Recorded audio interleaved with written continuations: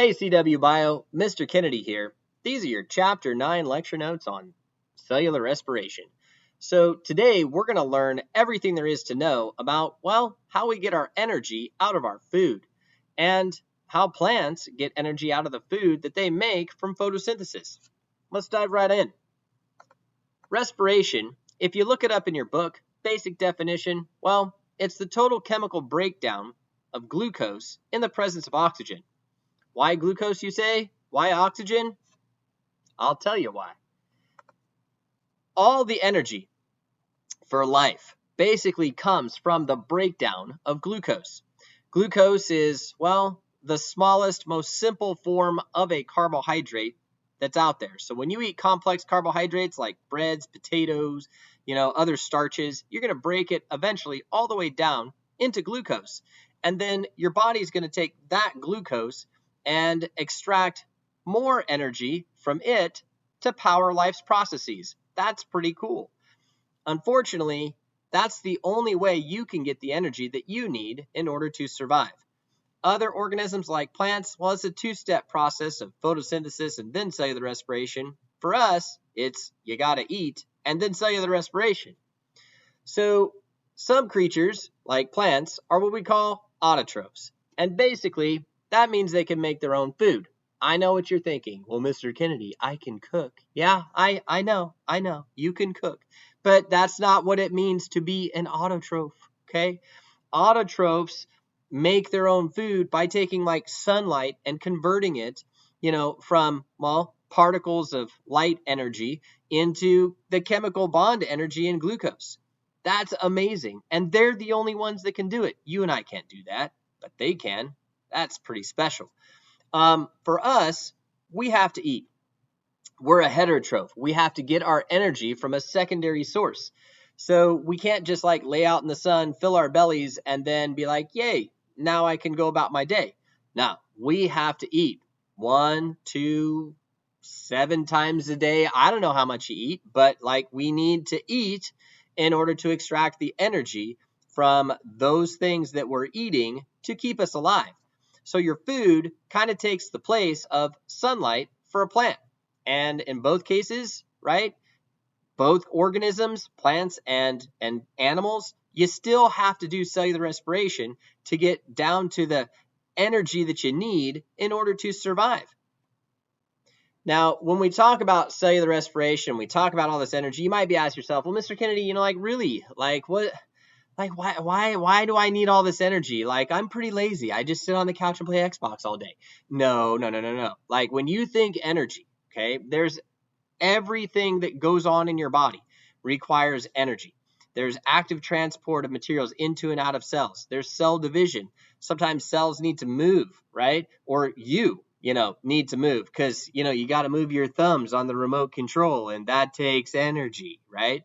All of that stuff is powered by you eating food and going through cellular respiration, and then you have energy. Awesome. How's the energy get from your food to the cells and all that? Well, there's a molecule in your body, in your cells, that basically carries that stuff around.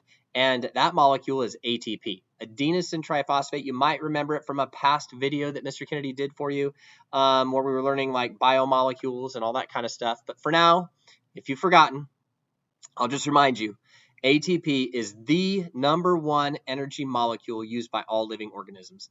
When you break it down, it releases 7.3 kilocalories of energy per pyrophosphate bond. That's a big mouthful. Like, okay, the bonds between the phosphates, like every time you break them, 7 kilocalories of energy. How much is 7 kilocalories of energy? Well, like that's enough energy to raise like a gram of water 1 degree Celsius, which doesn't sound like much until you realize, well, gee, just how much like water is in one cell that I can't even see without a microscope. It's a lot of energy. Just take my word for it, okay? It's a lot of energy. Okay, so moving on. ATP it's a molecule that's made up of 3 parts: an adenosine base, 3 phosphates, and a ribose sugar. Put all those things together, you got ATP. ATP's phosphates are where all the energy is held. So phosphates are kind of like the poles of magnets, and they're all positively charged. And well, like charges, they don't like each other, so they're going to push away. Okay, so it's going to take effort, it's going to take energy to hold them together. So bonding those phosphates, like that's where the energy is, like, all stored and released from in ATP. Okay. ATP does have a couple of cousins that I want you to know about, or alternate forms.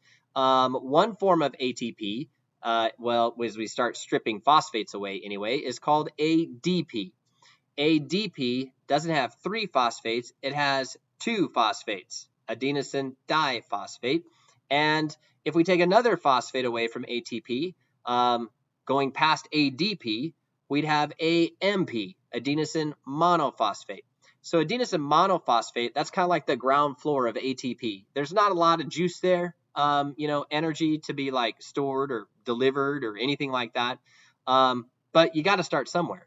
ADP does have a little bit more energy that it could carry, transfer, and take where we need it, but not a ton. ATP is the one that has all the energy.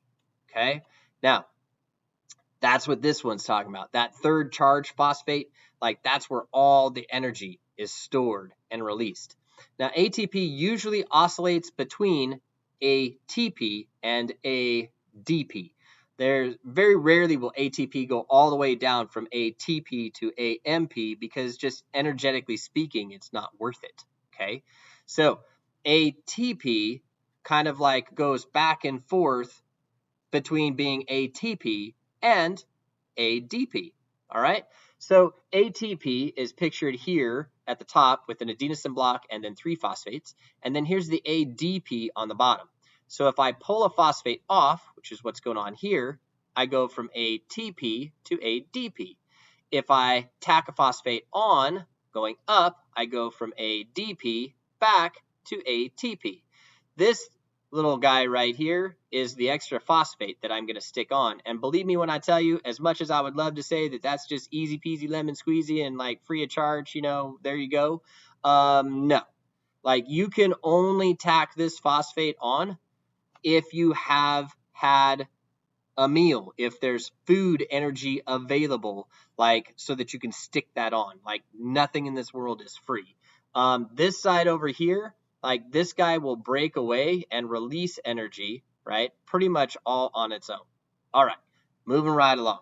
Now, ATP is broken down, right? When it's broken down, energy is released. But the deal is, like, you don't want to just like let this energy go and just be like, bye-bye energy. Like you did a lot of work to get that energy to begin with into a form that like you could use. So, hey, like don't just like let it go. If you let it go, then it goes like as heat, and as it comes out as heat, like it'll elevate your body temperature, and as it elevates your body temperature, like it can make you sick.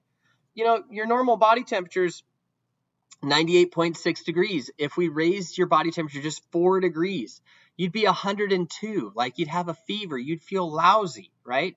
So we have to make sure that we do something with that energy. Many proteins, like they actually have a binding site where ATP can bind so that the energy is actually captured. That's kind of like the catcher's mitt. And they form these things that we call like coupled reactions. So when the bond from the phosphate is broken, the energy is transferred into that protein, maybe an enzyme, and then it doesn't escape, and then we can use that energy to do something else, right? That's how we catch the energy, right? I don't want to go through coupled reactions like again and again and again and like over and over and over. Just take my word for it, right? ATP bonds to a protein, phosphate comes off, right? Everything's great. Energy is transferred to the protein. Protein does some work, and wow, and then we didn't lose the energy, okay? So when the phosphate's broken, energy is released, right? Then the cell can use the energy for activities like making protein, transporting molecules through the plasma membrane, you name it. Like there's all kinds of stuff we can use it for. When ATP is broken down to ADP, right, then that's when, that energy like ultimately is transferred into that protein. So like that's, the whole cycle. ATP becomes ADP, and energy is transferred into that protein. And when we go ADP back to ATP, then we got to put energy in, right, from somewhere else like your food and rebuild that molecule, okay? All right, when we add a phosphate, we call that phosphorylation. When we take a phosphate away, guess what we call that? Come on, guess. Dephosphorylation. That's what it's called. All right, gang. So that's just a real quick introduction to this idea of cellular respiration. I'm going to come back in part 2 and explain all of those chemical reactions that actually extract this energy that make it possible for us to make ATP, like from our food. All right. I'm Mr. Kennedy, and I will see you next time.